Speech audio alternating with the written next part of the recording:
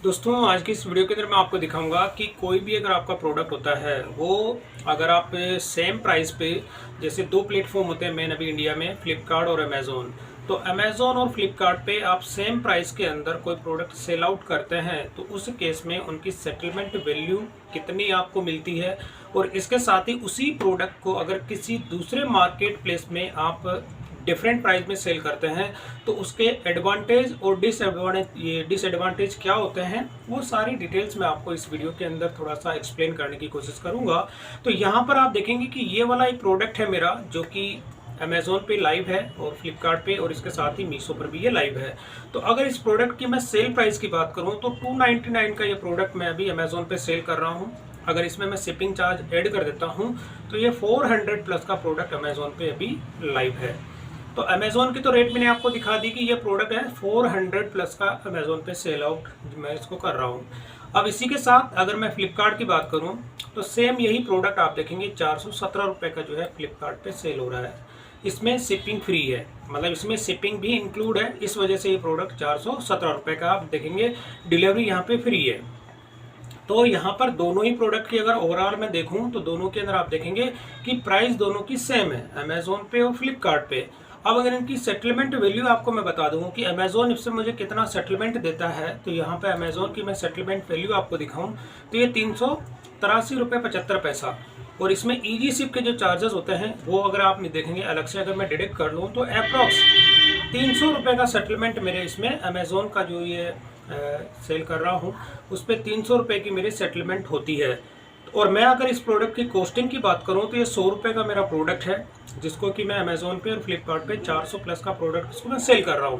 तो यहाँ पर दोनों ही मार्केट प्लेस पे, जैसे मैंने अमेज़ोन की सेटलमेंट वैल्यू आपको दिखा दी कि 300 रुपये का सेटलमेंट मेरे बैंक अकाउंट के अंदर होता है, इसमें ईजी शिप का भी पेमेंट डिडक्ट करने के बाद। तो अब यहाँ पर अमेज़ोन मेरे को जो है 200 रुपये का प्रॉफिट इसमें दे रहा है, मतलब कि मैं इसे अर्न कर रहा हूँ 200 रुपये का प्रॉफिट। अब मैं बात करता हूँ फ्लिपकार्ट की। अब जैसे फ्लिपकार्ट पे भी ये आप देखेंगे कि मैंने 417 रुपये का सेल कर रहा हूँ। फ्लिपकार्ट इसमें मेरे को कितना पैसा देता है, तो फ्लिपकार्ट में देखिए 417 रुपये का सेल हुआ, और सेल होने के बाद में 353.70 रुपये, यानी कि 350 रुपये का जो है फ्लिपकार्ट मुझे इसमें सेटलमेंट देता है। तो फ्लिपकार्ट पे मेरा प्रॉफिट जो होता है अप्रॉक्स 250 रुपये का प्रॉफिट हो रहा है, क्योंकि यहाँ पे आप देखेंगे अमेज़ोन पे मेरा जो है 50 रुपये का थोड़ा सा कम प्रॉफिट है, लेकिन फ्लिपकार्ट पे यही प्रोडक्ट मेरे को 50 रुपये ज़्यादा इसमें प्रॉफिट देखने को मिल रहा है। तो ओवरऑल अगर दोनों ही प्लेटफॉर्म पे सेम प्राइस पे मैं सेल करता हूँ तो सेटलमेंट वैल्यू आपको मैंने दिखा दी। परचेज कॉस्टिंग मैंने आपको दिखाई कि 100 रुपीज़ का ये प्रोडक्ट है मेरा, जो कि मैं इसको 100 रुपये में खरीदता हूँ और यहाँ पे 400 रुपये में बेचता हूँ। तो बीच में जो सेटलमेंट होती है कितनी आ रही है, 350 और 300 रुपये, दोनों अलग अलग प्लेटफॉर्म है। अमेज़ोन पे 300 रुपये और फ्लिपकार्ट में 350 रुपये। तो एक में मेरा 200 रुपये का प्रॉफिट है, दूसरे में मेरा 250 रुपये का प्रॉफिट है। अब ठीक इसके विपरीत अगर मैं मीशो की बात करूँ तो मीशो के अंदर मैं इसको जो प्रोडक्ट सेल कर रहा हूँ तो मीशो की प्राइस यहाँ पे आप देखेंगे दोनों ही मार्केट प्लेस से ज़्यादा है। दोनों ही मार्केट प्लेस से ज़्यादा होने का मतलब कि बाकी की जो मार्केट प्लेस है अमेज़ोन और फ्लिपकार्ट पे तो मैं 417 रुपये का सेल कर रहा हूँ, लेकिन मीशो के अंदर मैं इसको 560 रुपये का सेल कर रहा हूँ। अब मीशो पे मैंने जितने भी मेरे प्रोडक्ट हैं ऑलमोस्ट मैंने सबकी प्राइस को डबल कर दिया। इसका रीज़न यह है कि मीशो पे मैंने जो ओवरऑल अपने पिछले 3 से 4 साल से कंटिन्यू मीशो पे हूँ, तो मेरे को सबसे ज़्यादा लॉस मीशो के अंदर हुआ है। मीशो में अप्रॉक्स 2.5 से 3 लाख का मुझे लॉस हुआ है। उसी लॉस की भरपाई जो है मैं मीशो से हालांकि मैं कर चुका हूं, लेकिन मुझे अब मीशो पे कम प्राइस के अंदर अपने प्रोडक्ट को जो है सेल नहीं करना, क्योंकि अगर आप कम प्राइस पे सेल करते हैं तो उसने ऑर्डर तो आपके पास ज़्यादा आते हैं, लेकिन ऑर्डर के बदले जो कस्टमर की जो रॉन्ग रिटर्न्स आती है उसी के अंदर आपको टोटल लॉस जो होता है उसमें कन्वर्ट हो जाता है, और मीशो की ओर से आपको उसका क्लेम भी अप्रूव नहीं किया जाता है ज़्यादातर केस में। तो इस वजह से मैंने जितने मेरे प्रोडक्ट है, अगर मैं आपको लाइव दिखाऊँ अभी भी, तो ये मीशो पर अभी मेरे 375 प्रोडक्ट है वो लाइव है। अगर इससे पहले आपने देखा हो तो 600 प्लस प्रोडक्ट मेरे इस पे मीशो पे लाइव थे, लेकिन जो काफ़ी ऐसे प्रोडक्ट थे जो कि थोड़े कॉस्टली प्रोडक्ट थे वो मैंने मीशो के अंदर से सारे हटा दिए। हटाने के बाद कुछ सेलेक्टेड प्रोडक्ट हैं जिनको मैंने अभी लाइव रखा है, और उसमें भी सबकी प्राइस अगर आप देखेंगे अमेज़ोन और फ्लिपकार्ट की बनिस्बत मैंने उन सबकी प्राइस को उससे काफ़ी ज़्यादा प्राइस पे यहाँ पे सेल कर रहा हूँ। तो अब यहाँ पर ये होता है कि अब प्राइस अगर आपकी ज़्यादा इंक्रीज कर देते हो, अब यहाँ पर होता क्या है कि जब से मैंने प्राइस इंक्रीज की है पिछले 1 साल से, मैंने मीशो के अंदर जितने मेरे प्रोडक्ट थे उनकी प्राइस को मैंने जस्ट डबल कर दिया, या डबल से भी मतलब थोड़ा सा नहीं तो उसकी 1.5 गुना प्राइस को मैंने इसमें ज़्यादा अपनी इंक्रीज कर दिया। तो अब इंक्रीज करने का जो क्या होता है कि नॉर्मल बात है कि एडवांटेज तो कुछ है नहीं। एडवांटेज तो ये होगा कि अगर मेरे पास ऑर्डर आते हैं तो मेरा प्रॉफिट जो होता है कि इसमें जस्ट डबल हो जाता है। लेकिन अब मीशो क्या करता है कि जब तक मेरे प्रोडक्ट की प्राइस कम थी, बाकी की जो आप अमेजोन और फ्लिपकार्ट पे देखते हैं उस मार्केट प्लेस से जब इन मेरे जो प्रोडक्ट उन पे भी सेल हो रहे हैं उनकी बनिस्बत जब तक प्राइस कम थी, जब तक विजिबिलिटी काफ़ी अच्छी थी। और अब जैसे ही मैंने प्राइस को इंक्रीज़ किया तो मीशो ने मेरे प्रोडक्ट जो जितने भी मेरे प्रोडक्ट हैं उन सब की विजिबिलिटी को काफ़ी कम कर दिया। कम का मतलब ये होता है कि उन्होंने विजिबिलिटी को ना के बराबर कर दिया। अब अगर मैं इसका लाइव एग्जांपल आपको दिखाऊं तो मैं अपना मीशो का सेलर पैनल आपको दिखाता हूं। जैसे आप देखेंगे ये मीशो का मेरा सेलर पैनल है और इसके होम पे मैं आपको दिखा देता हूं। होम के अंदर आप देखेंगे तो यहाँ पर मेरी जो विजिबिलिटी अगर आप देखेंगे, आज ये देखेंगे 16 मार्च मतलब कल की जो है विजिबिलिटी है, तो यहाँ पर व्यू अगर आप देखेंगे टोटल कितने 116 व्यू। जब तक मतलब ये कभी कभी तो आप देखेंगे यहाँ पर मेरे 0 भी आता है, कभी मतलब 2 4 5 8 10। और जिस टाइम मेरे प्रोडक्ट की जो प्राइस होती है अमेजोन और फ्लिपकार्ट से काफ़ी कम प्राइस पे मैं यहाँ पे सेल करता था, तो मेरे प्रोडक्ट की विजिबिलिटी अगर आप देखेंगे तो 1 लाख, 5 लाख और 10 लाख, जो कि एक नॉर्मल है।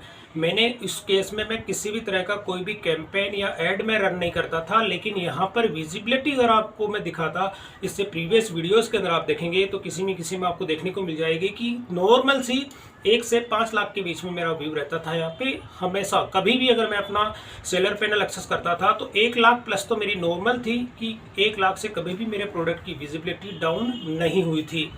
तो उसी केस में मेरे पास ऑर्डर काफ़ी ज़्यादा मेरे को मिलते थे और इस केस में होता था कि पर डे के अप्रॉक्स 40 से 50 ऑर्डर भी मुझे इसके अंदर रिसीव होते थे। लेकिन वही 40-50 में से मेरे पास 20 से 25 जब रिटर्न आने लग जाती थी तो मैंने अपने जितने भी प्रोडक्ट थे उन सब की प्राइस को अमेजोन और फ्लिपकार्ट की बनिस्बत मीशो पे मैंने अपनी प्राइस को काफ़ी इंक्रीज कर दिया। तो इंक्रीज करने के साथ आप देखेंगे कि मेरे ऑर्डर जो होते हैं वो मतलब अप्रॉक्स 90% मेरे ऑर्डर कम हो गए। और होने की वजह क्या रही कि विजिबिलिटी जो होती है मीशो की ओर से काफ़ी मतलब ना के बराबर कर दी गई थी। तो इस वजह से मेरे मीशो पे काफ़ी ऑर्डर कम आते हैं। हालांकि मुझे इसका अफसोस नहीं है, मीशो पे अगर ऑर्डर कम भी आते हैं तो मेरे अमेजोन और फ्लिपकार्ट दोनों जो मार्केट प्लेस होते हैं उसमें मेरे ठीक ठाक ऑन एन एवरेज जो ऑर्डर होते हैं पर डे के वो इसमें रिसीव होते हैं। तो इस वजह से कहने का मतलब ये है दोस्तों कि अगर कोई सा भी मार्केट प्लेस अगर आप जिसमें चुनते हैं अपनी प्रोडक्ट के लिए तो प्राइस का जो रेशो होता है आप एक प्राइस लेके चलें। अगर आप जैसे अमेज़ोन पे जो जिस प्राइस में आप अपने प्रोडक्ट लिस्ट करते हैं सेम उसी प्राइस पे दूसरा जो मार्केट प्लेस होता है उसमें भी वही प्राइस आप रखें। लेकिन प्राइस जो भी आप रखो अपना प्रॉफिट सबसे पहले उसमें अच्छे से कैलकुलेट कर लें कि आपको अपना प्रॉफिट कम से कम जो प्रोडक्ट की कॉस्टिंग होती है उसके बराबर आपको अपना प्रॉफिट उसमें रखना है। बाकी की जो चार्जेस होते हैं उसकी कैलकुलेशन आप कैसे करेंगे ये मैं अपने प्रीवियस वीडियो के अंदर इसकी कंप्लीट डिटेल आप लोगों को एक्सप्लेन कर चुका हूँ। तो कभी भी जब भी प्रोडक्ट आप लिस्ट करते हैं तो जितने भी आपके मार्केट प्लेस होते हैं उन सब पे एक सेम प्राइस पे रखें। और हाँ, अगर आपकी अपनी खुद की अगर वेबसाइट आपने बना रखी है तो उसमें जो भी आप प्राइस रखना चाहते हैं उसमें वो आप अपने हिसाब से रख सकते हैं। क्योंकि हालांकि यही प्रोडक्ट आप देखें जितने भी वो मेरे खुद की अपनी मेरी वेबसाइट है। अगर वेबसाइट आपको दिखाऊं तो ये वाली जो ssdigitalindia.com मेरी अपनी वेबसाइट है, इसमें भी ये सारे के सारे प्रोडक्ट आपको देखने को मिल जाएंगे। बट उसके अंदर आप देखेंगे प्राइस मैंने काफ़ी कम रखी हुई है। अगर मैं यहाँ पे ब्रास कलेक्शन के अंदर दिखाऊं और ये वाली जो मैंने अभी राउंड कलर की जो चुनौतियाँ आपको दिखाई थी उसके अंदर ये प्राइस अप्रॉक्स 250 से 300 रुपये की मैं इसको सेल कर रहा हूँ। तो यहाँ पर अगर मैं आपको दिखाऊँ तो इसमें ब्रास कलेक्शन के अंदर वो देखने को मिलेगी आपको। अब यहाँ पर मैं दिखाऊँ आपको